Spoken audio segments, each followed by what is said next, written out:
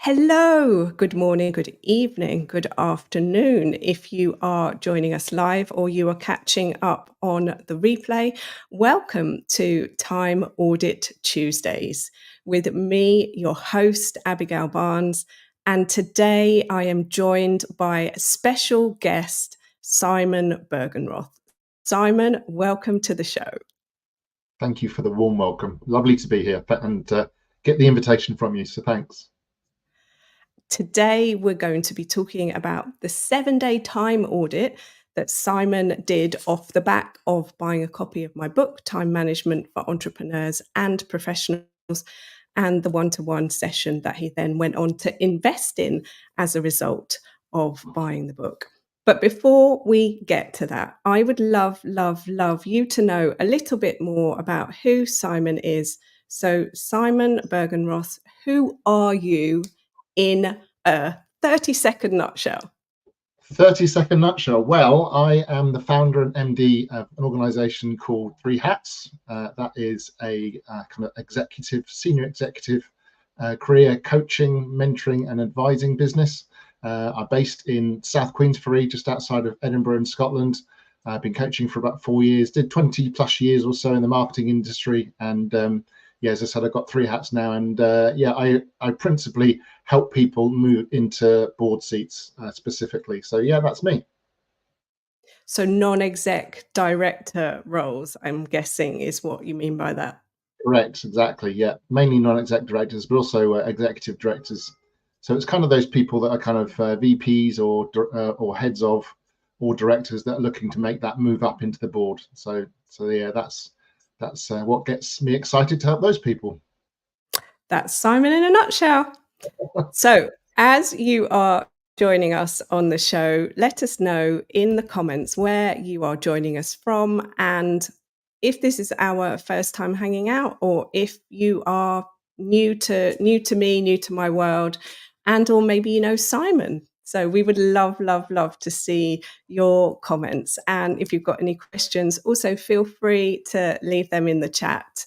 And if you're not watching this live, I will come back to the questions and feed them on to Simon if they're questions for him. So without further ado, let's dive into this 7-day time audit. Simon, what shocked you the most about the time audit, just straight off the bat? Straight off the bat was how erratic my diary was. I had, several different diaries. I was running about 2 or 3 different diaries. Because I use kind of a Google Calendar for my diarising, but I had one for my personal life, my work life, and other interests as well. And it was just all over the place, just very erratic. Didn't really have a clear structure to it, and that obviously can be a bit of a challenge for someone that is a solopreneur, a bit like myself. But it was just the fact that when I did the audit and I kind of saw different blocks of colour and how I kind of mixed kind of working during the day and the night and throughout the afternoon, and it was all at different places. So I suppose it was just that it was very erratic, I would say, Abigail. Thank you so much for sharing that and for the vulnerability to share it. We don't often like to admit our weaknesses, quote unquote, if you like. However, if we are not aware of the things that we're doing, then we can't change them. And at this point, I mentioned it on the podcast, the time management podcast that I host. There is this fantastic book called The E-Myth Revisited by Michael Gerber. And you mentioned that you'd done 20 years in a corporate role before you started your business. One of the things that I noticed in myself, as well as in my clients in that transition journey, is that we can sometimes, and not because we're not smart, but because it's a habit, it's what we did. We can sometimes not make the link up that, oh yes, okay, so I don't need to have a personal diary anymore, and a work diary, and a diary for this, and a diary for that. I can amalgamate it all together. So in you sharing that this was your greatest realization, it's so obvious to everybody externally, and that's because if you're not living inside the jar, as the analogy goes, you can read the label. So I love that. And that is E-Myth Revisited is a really, really great book if you have done that corporate to entrepreneur transition and you're trying to work out the difference between being a subject matter expert and now being in charge of everything. And obviously my book is Time Management for Entrepreneurs and Professionals, because there's different ways that you approach the time conversation. So thank you for sharing that. Let's move on to the next question. What changes have you made off the back of the time audit then? Well, as I've already mentioned, having multiple diaries was not going to be something that I was going to carry on with, because it was confusing. So actually your suggestion, Abigail, specifically around just drop the several diaries, just have one. And it's really interesting because just with what you've just said there, it makes me think about the way I kind of coach my clients in terms of, I don't really sort of view them in their professional lives being different to their personal lives. They're still one person. So quite often there are things outside of the work perimeter that are having an impact with regards to what they're doing professionally. So, you know, again, it just made sense that you just have one diary that has kind of personal activities as well as work activities, as well as sleep, of course. And one of the great things that I picked up from the course and from you is the 888 formula. And yeah, you know, it's something that I'm still working on. I'm definitely not, you know, absolutely done with it. But that just really, really helped me, you know, straight off the bat, as soon as I started working with a single calendar, to look at my day and look at and say, okay, how am I going to chunk my day up? Because, you know, sometimes it's not a linear 8 hours all in one go. Sometimes it's a bit of personal time and professional time. But as long as you balance, it's all about balance. And that's the kind of key thing around balancing that. But yeah, that single calendar on Google Calendar that I've now got, I'm still actually updating it as I go along. So there's no easy way to do that on Google to kind of pull things from one diary to another, but that's absolutely fine. I'm doing it gradually, but I'm working off one calendar, which is a revelation. So it's great. And isn't it incredible that the simplest changes that we make can have the most profound consequences, the most profound results? And I was looking, as I do sometimes, at the reviews for my book, and I just found a review for my book on Amazon. And for total transparency, I wrote this book. I am a human. I care, but I also am here to hear what it is that people say. And one of the reviews that I just read today was that the book is very simple and there isn't anything new that you're going to find in there if you've done time management before. And it made me chuckle, because I always look for what element of truth is there in anything that anybody ever says before I then discount it. So the element of truth is, when it comes to time management, you're not really going to find new things. Things are repackaged, reframed, recycled. And obviously my 888 formula is the way that I talk about how we divide our 24-hour day based on science and society. So what's necessary and what's necessary, aka that we sleep enough and that we work, and then the middle 8, what's left, is our life. But I don't know what people are sometimes looking for in, I buy this book and I buy this book and I do this thing and I buy this thing and I la la la la la la la la la la la la. Nothing changes until you change. So thank you for sharing that. And I know one of the questions that people often ask me, and so I would love to ask you this question: do you use color coordination in your diary now? Yes, definitely. So I've got different things for prospecting, different things for personal life, different things for planning, marketing. You know, there's a few different things that I do in my business, and it's mainly in my professional time that I have different colors, because when it's my own personal time, it tends to be all the same color. Obviously, different things going on, and that helps me to kind of keep track of where I am at any one point by using different colors. So yeah, I'm a big color fan. Brilliant.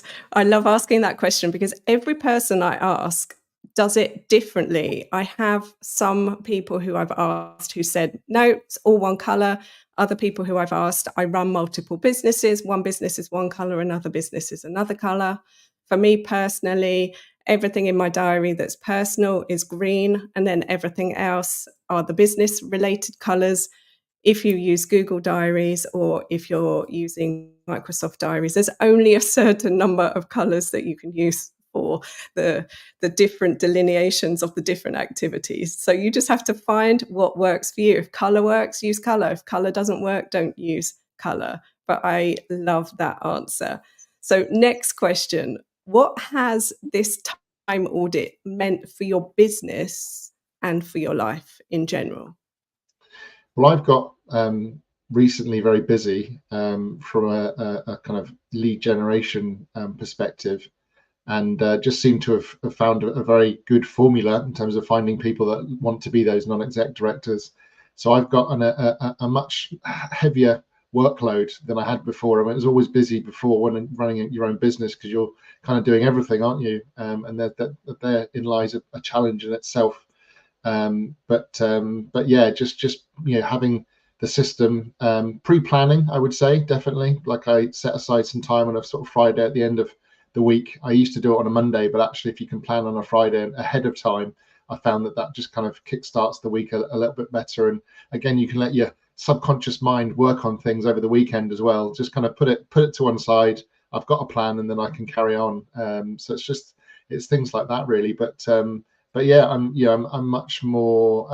I can fit more things into my sort of 8 hours. I think I'm being more efficient and effective in terms of what I'm doing, because I'm pre-planning.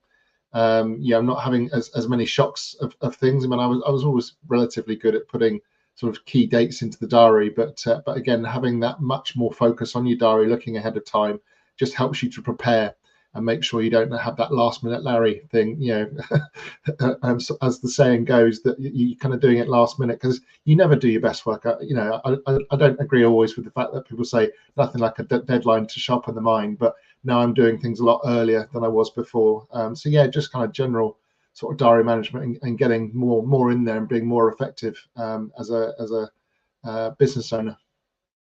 So great to hear this. And you literally just ping ponged my mind off to a brilliant TEDx that I watched once about procrastination when I was doing some research. And in this TEDx, the speaker talked about how that they had procrastinated before doing a dissertation, and they had literally left it right to the last minute, although they had all of the roadblocks, all of the milestones, all of the times and the deadlines. Get this done by here, get that done by there, get that done by there. And then they came out with this classic line where they said, and I handed it in. I had literally done it to the wire at the last minute, got it in, and a week later, I got a phone call from the university. I was expecting them to say, this was the most amazing thing we've ever received. That wasn't what they said. And it was quite funny that when I listened to that, and then when I thought about the times when I've done things to the wire, the times when, as you say, you do it and then you give yourself the opportunity to review it. The second time around, the second revision is always better, because your brain has been percolating. Was this the best way to articulate it? So we're not talking about procrastination, but that's just where you took me to with that comment there. So what has the time audit meant for your relationships and for your well-being then? So I would say that general stress levels have gone down, from the normal level that they might be. Obviously, being a business owner, I'm much more intentional in terms of my free time. I kind of treat it with more, not more respect, but just kind of, it's just seems even more important to me, because again, I need to pay the bills, I need to do the work. But I also need time off, and I've got an 8-year-old son, Josh, who obviously is the light of my life, and he's actually why I'm doing all this anyway. So it's kind of helped me to kind of refocus and energize my thoughts around family life versus professional life. And it's also helping me to give me permission to take a break, because again, naturally I'm kind of 18 months through my business with 3 hats, and it's been great, and things have been growing, and that's been positive. But it's you often sort of can easily fall into the trap thinking, well, I've got to be working all hour all hours God sends, the weekends, nights, and all the rest of it. I don't believe that's the case, and that's not something that I've ever done. So it wasn't that I was chronically over time. I was just, my time was just all over the place. It was erratic, and now I also got a lot more order, a lot more focus, and I'm just a lot more intentional with it in terms of my planning and how I use those kind of eight chunks, as we've mentioned a couple of times. What I'm hearing you say there is that you're now more aware of your time, and the time that you're using for work is much more productive, effective, efficient. So you're getting done what you need to do, and then you have the time for your life, because in essence we're not born to work. We're born to live, and obviously work is how we make the money in order to be able to fund our lives, afford our lives.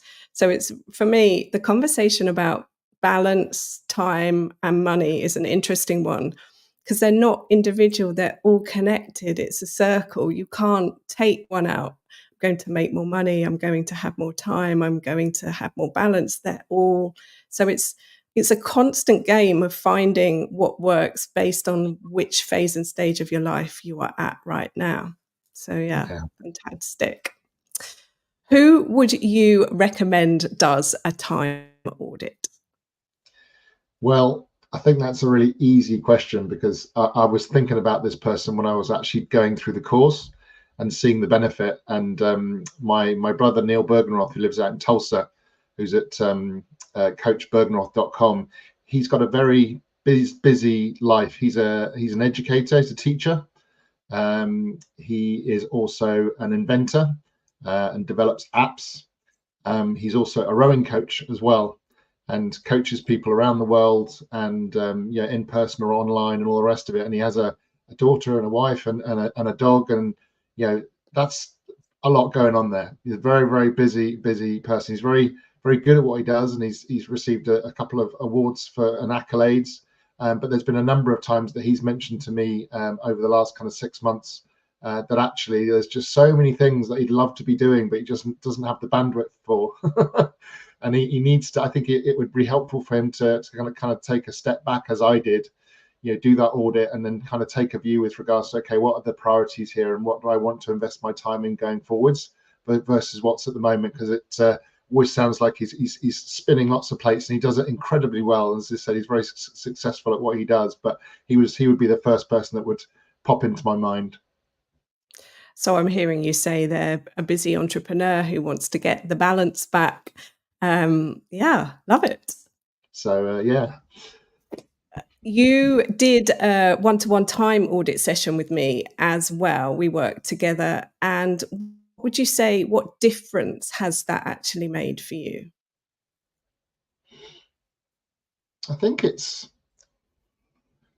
was like a milestone, really, just having the conversation, just in terms of what had been and what was going to be ahead. It was almost kind of like I don't know how I would describe it. It was almost a bit like a commissioning sort of meeting, in the sense that you really empowered me in terms of giving me tools and how to move forward and how it's going to work well for me. And obviously we talked about my goals and what was going to be important. And it just felt like, again, because you've done this for so long now, you're such an expert on the area, you could just nail straight into the challenges and the areas that I had. And that is worth its weight in gold. No one really wants a coach or someone to support them where it takes ages and ages from long conversations. But actually that session was so sharp, it was so focused, it was so empowering to me, in terms of how I was going to use the 888 process going forwards, areas that I need to focus on, the single calendar. There was so much practical kind of feedback and practical elements I could take away with it, but also it felt like, emotionally, it felt like a commissioning, like I can move forward and I can take control on it. And things weren't going to like run out of control for me, which they kind of weren't. It was just a bit erratic, a bit all over the place. So that was my general sense from our strategy session. Yeah, it was, for me, it was really helping you to solidify where you were and create your time plan that you wanted to work on for the 30 days, which was to amalgamate these diaries and get on top of everything for this busy period that, as you said, you had and have coming up in your business, which is super exciting. Yeah. So as we wrap up this conversation, what top tips would you like to share with us as a result of your time audit and your new perspective on time? Well, I think in terms of a tip, it was something that you mentioned, which was don't worry too much about definitives and just explore and just be something that I do a lot with my clients in terms of asking them to be curious.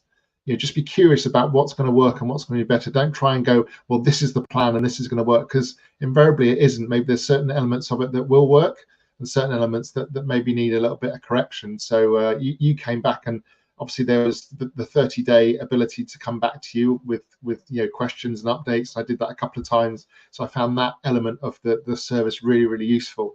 But yeah, just be curious about and try things out, and don't try and get it right first time. It's a work in progress, and just review it each week, see how well it's worked for you, make the corrections that you need, and just continue to be curious about how you can make things better each week. Brilliant. And just to touch upon that, so the book is short for a reason, it's chatty for a reason, and it doesn't include, as per the Amazon review, it doesn't include lots and lots of stories, tools, new strategies and techniques. It is a 5-step guide to help you to turn your time into productivity, to find your missing time. So step 1, we're talking about this time audit. This is what Simon's saying he's done. Step 1 is audit your time. Step 2 is review that audit. Step 3 is then accepting that this is where you're at. Step 4 is making an agreement, drawing a line in the sand, saying to yourself, no more, I am not here for this, things are going to change. And then step number 5 is creating a new plan and taking steps, taking action on all of that. Because as Simon said, I've been doing this for over 10 years now.